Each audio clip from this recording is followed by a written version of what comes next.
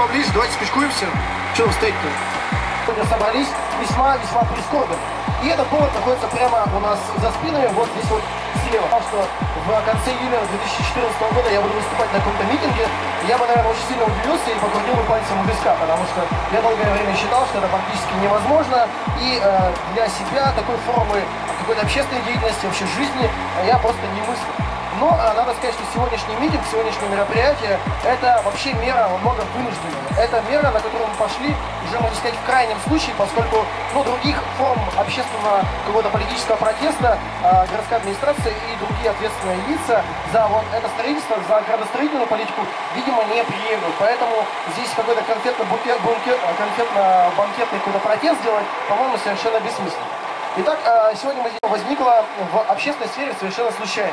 Благодаря нескольким парням, которые ведут ВКонтакте маленький паблик «Строим Киров». Они занимаются тем, что просто на просторах интернета находят какие-то информационные поводы для того, чтобы показать людям, что вот, мол, вот такая-то стройка, такое-то строительство и так далее.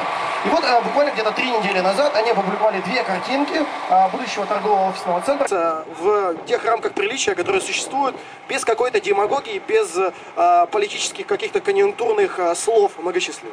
Поэтому просто по делу, какие вот есть претензии к этому зданию, почему мы сегодня сюда пришли. Во-первых, мы не совсем понимаем, что имеет город от строительства этого здания.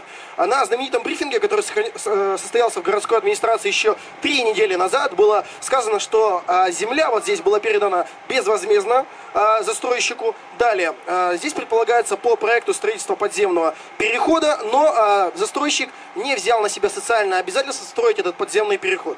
Вот тут возникает логичный вопрос, что имеют с этого граждане. Далее, для нас, для всех, очень важен вопрос транспортной инфраструктуры. Вы знаете, что наш город сейчас очень все-таки развивается в том плане, что у людей появляются машины, во многих семьях их даже 2 и больше. Ну и что же мы здесь будем иметь? Уже сейчас здесь, мы все знаем, наблюдаются часто пробки. При том, что здесь будет построено здание в 8 этажей, количество пробок, конечно же, увеличится. И просто представьте себе, каким будет загруженным в транспортном плане этот перекресток. И, конечно же, мы здесь возвращаемся к слову о парковках. Это просто больной вопрос для современного города и больной вопрос для точечной застройки, по сути дела, о которой мы сегодня здесь и говорим. По проекту здесь планируется 28 парковочных мест подземной стоянки и 50 мест на улице. Но давайте просто реалистично оценим эти планы, потому что 28 парковочных мест, это непонятно, они будут зарезервированы сотрудниками торгово-офисного центра. Только 50 маленьких игрушечных машин может разместиться на этой территории. Поэтому вполне логично, что все эти машины будут ставиться вдоль тротуаров, вдоль обочин и в соседних домах, в их дворах, которые тоже пострадали от точечной застройки и не имеют достаточной территории для того, чтобы разместить все эти машины. Поэтому транспортный коллапс, который нас ждет, нас всех, безусловно, очень сильно беспокоит, и мы не знаем, что здесь будет. А нам хотелось бы быстро и комфортно перемещаться по городу, но вот такое вот наивное желание есть у жителей, и это вполне объяснимо.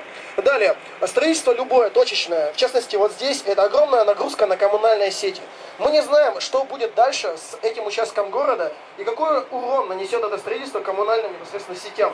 Мы знаем, что в этом плане у нас все не очень-то хорошо. Далее, вы знаете, будет строиться торговый центр, и вот это тоже уже стало притчей во языцах. Многие люди так пытаются шутить, не знаю, удачно, неудачно, у всех разное чувство юмора, что, мол, не знаю, что построить, строй торговый центр, да? Не нужно что-то выдумывать. На самом деле у нас количество торговых центров, на наш взгляд, уже достаточно большое. Вот обратите внимание, самый харизматичный пример находится опять же за вашими спинами, вот слева. Огромная стеклянная башня, на ней написано аренда. Мы не видим там торговых помещений, не видим, чтобы там кто-то торговал. А по проекту застройки этого перекрестка, вот здесь, на этом месте, вот на углом, также должен появиться к 2016 году еще один торговый центр. Мы знаем, что здесь в округе достаточно торговых центров. Что же, мы проводим свою жизнь только в движении между работой и торговым центром. И торговый центр является нашим всем. Ну, давайте вернемся к конструктиву, да. В нормальных городах при планировании развития городов должно проводиться какой-то анализ, да, то есть какое количество торговых центров необходимо вот здесь, на этой территории, в этой части города. В нашем городе они покупают эти свои товары, которые они применяют целыми днями, не в этих торговых центрах, не в торговом центре Pride каком-нибудь и так далее, а они покупают товары в интернете, они ездят в другие города и так далее. То есть, мне кажется, что вот эта часть, она тоже очень значима.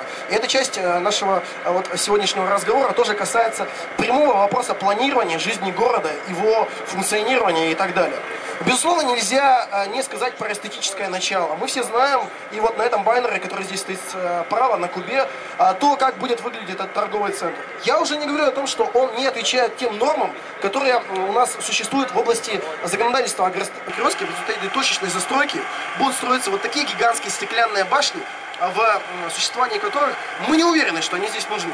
И поэтому мы сегодня выступаем закономерно против них. Для меня, как историка, для человека, который закончил вот исторический факультет и 8 лет ходил вот здесь учиться через этот перекресток, пробиваясь через те пробки, которые уже стали здесь возникать, очень важен вопрос того, что это место историческое. И это место исторической застройки, оно уничтожается ввиду современной застройки точечной.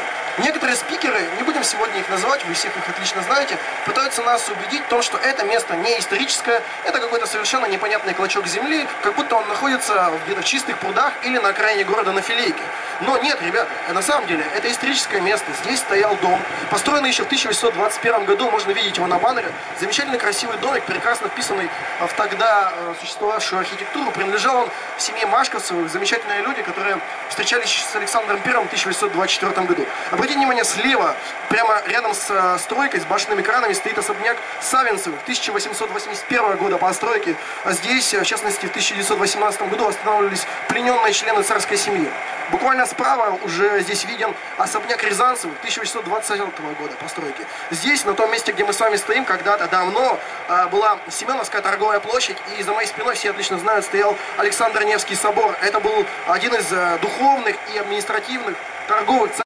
Нас сегодня здесь собралось не очень много, но это значимо, что люди пришли, это обычные люди. Я хочу акцентировать внимание на том, что это не какая-то политическая акция. У нас, вы знаете, есть какое-то недоверие к таким именно политическим моментам, потому что обычно это какие-то малочисленные нации, и эти люди, которым мы, в принципе, не привыкли так уж сильно доверять, поэтому люди, может быть, и не выходят.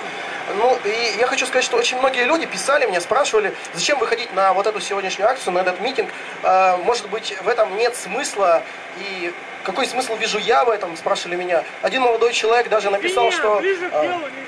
Спокойствие, спокойствие. Один молодой человек мне даже написал, мол, вы знаете, я прочитал тут недавно романы Оруэлла и читал романы Хаксли, и мне кажется, что все бессмысленно, мы скоро придем к миру антиутопии, где будут одни стеклянные башни, а люди будут передвигаться только по ним. Но на самом деле все не так, и то, что мы сюда сегодня пришли, это очень важно. Мы не предъявляем здесь каких-то чрезмерных требований, мы не требуем невозможного, мы говорим здесь о конструктивных вещах, о вполне рациональных, о вполне логичных. Мы хотим только того, чтобы город развивался нормально, соразмерно с теми регламентами, с теми правовыми нормами, которые существуют в области градостроительства и архитектуры. Мы хотим, чтобы у города был нормальный, адекватный генеральный план, который бы исполнялся и который был бы понятен людям, и люди понимали, почему здесь это строится, для чего, какая социальная функция у этого строительства. Мы хотим, чтобы точечная застройка была, наконец, уже регламентирована, чтобы был принят определенный свод норм и законов, которые бы говорили, где можно строить, а где нельзя. И мы хотим удобный, нормальный город для того, чтобы люди нормально в нем существовали, передвигались в нем и чувствовали себя комфортно. Потому что мы, граждане, мы жители этого города, мы делегировали властные полномочия определенным чиновникам из администрации. И поэтому, на мой взгляд, в том, что мы сегодня сюда пришли, нет ничего необыкновенного и ничего чрезвычайного. Мы пришли сюда для того, чтобы обозначить свою позицию. Наша позиция долгое время не была услышана. К сожалению, общественных слушаний по этому зданию не было. И мы хотим, чтобы впредь такая ситуация не повторялась.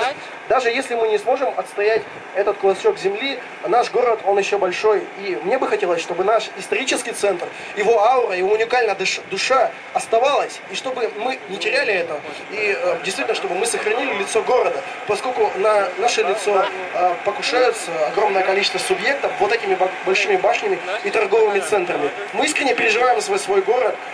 Мы пришли сюда, чтобы просто выразить свою позицию. И для того, чтобы немного побороться за то, чтобы город стал лучше. И чтобы нам жить было в нем более комфортно. Максимально ушли в сторону, и им это максимально неинтересно, потому что там нет никакого абсолютно плана для того, чтобы застроить парк зеленым насаждением и сделать из него именно парк. Документов на вырубку деревьев у них как не было, так и нет до сих пор. Они вырубали деревья на глазок, абсолютно на глазок, и в письме, которое у нас сейчас имеется на руках от Экофонда. Экофонд — это у нас организующий и контролирующий орган городской администрации, который должен структурировать всю работу парковых и зеленых насаждений. Для того, чтобы посадить дерево, нужно его, естественно, вырубить. Но и чтобы это было подконтрольно, а не хаотично. Эта дендрологическая карта накладывается на карту местности. Ни одной из них нет. Это показывает работу нашей администрации. Они сначала что-то делают, потом они ищут обоснование. Вот мы сейчас находимся в одном из самых знаковых мест города Кирова, где мы видим развязку.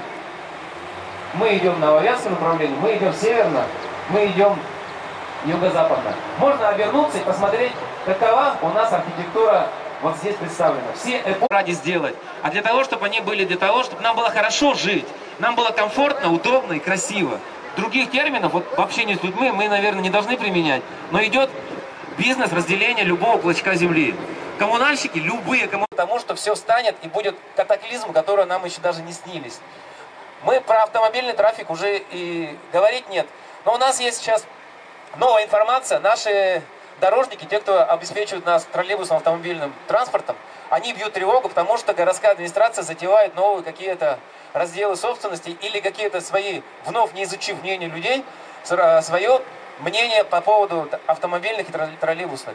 Идет сокращение троллейбусных направлений, что должно быть наоборот.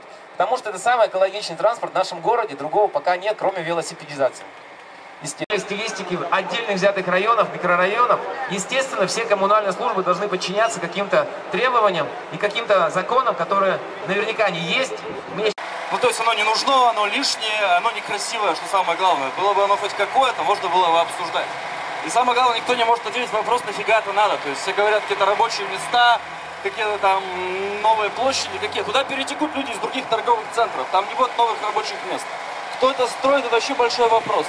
Земля там досталась бесплатно. Походу это Валенчука или чьи-то какие-то вещи, за которые они город ничего не получил. Ну, то есть большой вопрос, зачем это надо и какую-то прибыль принесет. И самое главное, вот нас здесь там немного, да, людей. А, наверное, было бы больше, если бы вообще пресса как-то к этому подключилась нормально. Потому что это раскопала не пресса. Это раскопали какие-то ребята, активисты, из какой-то социальной группы, выложили эту фотку, которую прятали, делали тайное слушание, заседание. Это пытались люди спрятать, и мы увидели только на 2-3 этаже. Поэтому сейчас есть шанс это остановить, потому что если эти люди прятали, значит они боятся, в принципе. Они, в принципе, трусы. И если это дойдет до каких-то федеральных каналов и будет какой-то повесткой дня, то это, в принципе, можно остановить. И на этом надо сосредоточиться, потому что когда мы начнем распыляться сейчас, профсоюзное, что-то еще, это все важные вещи. Но есть одна точка, на которой мы все согласны, это уродство здесь быть не должно. Можно обсуждать, нужно здесь другое уродство, не нужно уродство. Если все опрет Абрамович и скажет, я построю здесь уродство, но вы все будете жить в золоте, я скажу, стану на колени и соглашусь. Хрен с ним. Ну пусть дороги будут хорошие, но мы ничего не знаем, за что это все. За что страдать, за что стоять в пробках, за что дышать выхлопными газами. Второй момент, который тут уже обсуждался, это в нормальных городах, ну то есть, в которых мы хотим, чтобы был Киров, то есть мы население, мы заказчик. Мы потребитель, мы здесь живем, а администрация это наемные рабочие. И то есть, когда мы заказчик говорим, нам нужен генеральный план, мы хотим, чтобы нам его презентовали. Ну, чтобы его можно было посмотреть в онлайне, увидеть реально, щелкнуть иконочку, посмотреть здесь, что какой дом будет, здесь какая дорога. Чтобы это знало не 50 людей, которые застраивают город, скупают там землю дешево, а мы сами знали, где покупать квартиру, где гараж, куда переезжать, думать нет. Этого генплана нет. Он настолько коряво сделан, в нем есть такие пункты, как типа Киров стоит на берегу Вятки и прочие актуальные новости. Это очень свежая, такая перспективная 20-страничная ерунда. Вот. И хочется, чтобы нам сделали презентацию. Раз мы не видели генплана, пусть ребята выйдут, у них же есть какое-то видение, и скажут, здесь Воровского, вот торговая улица, Бродвей, платный паркинг, все в торговых центрах. Здесь Карла Маркса, между там администрациями, административные здания, все будут подписывать, ездить туда, платный паркинг. Здесь будут гостиницы и так далее. Тогда мы поймем, что на этом перекрестке мы хотим видеть, потому что это тоже уродство. Сейчас эта зеленая стена, там непонятно, что сейчас разрыли, причем там Антон там проконсультирует, наверное, точнее, нашли фундамент какого-то здания 19 века. И наша женщина, которая говорит, что ни за что не отвечает, но везде расписывается. Как ее зовут? Рубцова. Рубцова, да, Рубцова. Она сказала, да это не историческая застройка, ерунда, включайте экскаваторы. Ну, как ты можешь разобраться? Пусти туда археологов, может там какая-нибудь база есть, на которой мы купим себе там 3 троллейбуса потом. Ну никто ж не знает этого, правда. Еще зачем так махать? Зачем? Надо разобраться. Где-то надо по-быстрому все, видимо, сделать, чтобы не было никакой вони. Поэтому вонь должна быть. Везде вот листовки дали, отдайте друзьям, отдайте всем, пусть все знают. На следующий митинг будет, наверное, еще, потому что они вряд ли с первого раза остановятся. Пойдут еще. Пусть мы потребуем сделать презентацию генплана. Пусть покажут, что хотят. где как, за счет чего, где какие коммунальные мощности усилены будут. Потому что торговый центр, он же, это же не то, это же наша содержательность, это самый богатый город. И мы тогда будем иметь некую повестку, мы будем иметь генеральный план, в котором мы увидим, как эти веселые ребята все это видят, они видят, наверняка это очень ужасно. Мы будем знать, что с этим хотя бы сделать. Хотя бы конкретный перекресток, дальше пойдем в другой перекресток. И так много денег распилят, много украдут, на много построят хрен знает что, хрен знает где. И этого шанса у нас не будет еще потом лет 50. Потому что чтобы сейчас там что-то перестроить, что-то повернуть, заложить какие-то коммунальные сети, где надо. С днем ВМФ!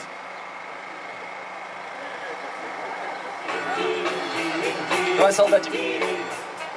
Вот, и чтобы это сделать, чтобы сейчас повернуть, мы должны сейчас на этом акцентировать, потому что эти планы составлены, уже появляются фотографии, парк Динамо, стадион Динамо мы снесем, и там будут фонтаны типа Петергофа. Это все красиво и здорово, но может как-то о деньгах подумать, ну и куча других вопросов. То есть мне презентацию генерального плана, и потом уже думать, что здесь надо, как надо, и предлагать как можно больше идей, потому что рассчитывать кроме нас-то как бы не на кого. Спасибо.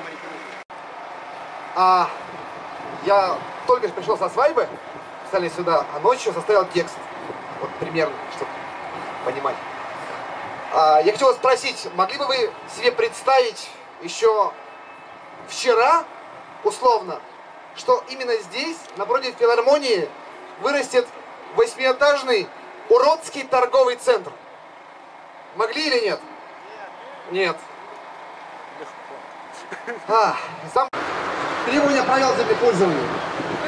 Там повышенная этажность, там невозможно. Там нет парковочных. Я представляю движение велосипедизация Кирова. Мы занимаемся тем, что учим людей, как правильно ездить по городу на велосипедах, и стараемся как-то продвигать велосипедное движение в городе, чтобы было более удобно. Потому что если мы все будем дома сидеть и равнодушно относиться ко всему, что происходит в городе, и что нам не нравится, то ничего не изменится. Посмотрите вокруг, сколько нас здесь собралось, ну, может быть, человек 30-40, и это все. При том, что сейчас решается такой вопрос довольно важный, я думаю, для всех, когда изменяется облик нашего города. И я считаю, что все должны, все, кто может, приходить на подобные митинги и высказывать свое мнение. Потому что если мы это не будем делать, то кроме нас никто это не сделает. И хотелось бы, чтобы все жители, по возможности, конечно, старались узнавать, что происходит в городе, как это должно быть правильно, как лучше это сделать, и принимали участие. Даже если у вас в доме, например, там не горят лампочки в подъезде, все почему-то сидят и ждут, когда их поменяют. Хотя есть телефон, по которому можно позвонить и сказать: поменяйте нам лампочки. Общим нашим мнением, всеми митингами мы как-то изменим ситуацию и, надеюсь, эту стройку прекратят. Как, да, кстати, организовались, собрали на митинг, собрались, и в результате, как вы все знаете, что здесь заказчиком выступает открытое акционерное общество «Спутник».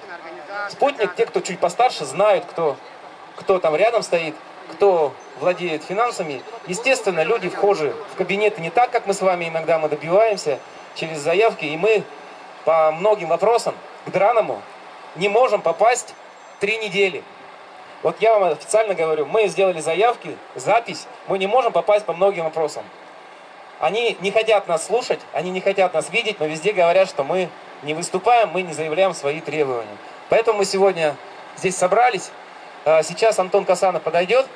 У нас есть сформировано требование на сегодняшний день. Вот уже подошел финальный момент этого митинга, этого мероприятия. Мы составили 5 пунктов резолюции. Сейчас мы их зачитаем. И если вы считаете, что неприемлемо, мы проголосуем за них. И, как уже сказал Александр, мы отправим их в соответствующие инстанции. Значит, первое – это прекращение строительства 8-этажного торгового центра на перекрестке Ленина и Воровского для проведения гласных общественных слушаний по данному вопросу. Второе – осуществление точечной и многоэтажной застройки в исторической части города только при условии учета мнения о проведенных публичных общественных слушаниях. Третье – введение поста главного архитектора города Кирова с целью упорядочения застройки города и установления ответственности за принимаемые решения. Четвертое – введение в градостроительный совет при администрации города Кирова представителя общественности города. И пятое, последнее, сохранение и развитие рекреационных зон, парки и скверы, вместо их планомерного уничтожения. В принципе, здесь я думаю, что все понятно. Все это касается как конкретно данной стройки, так и вообще в целом всего, что происходит у нас в городе.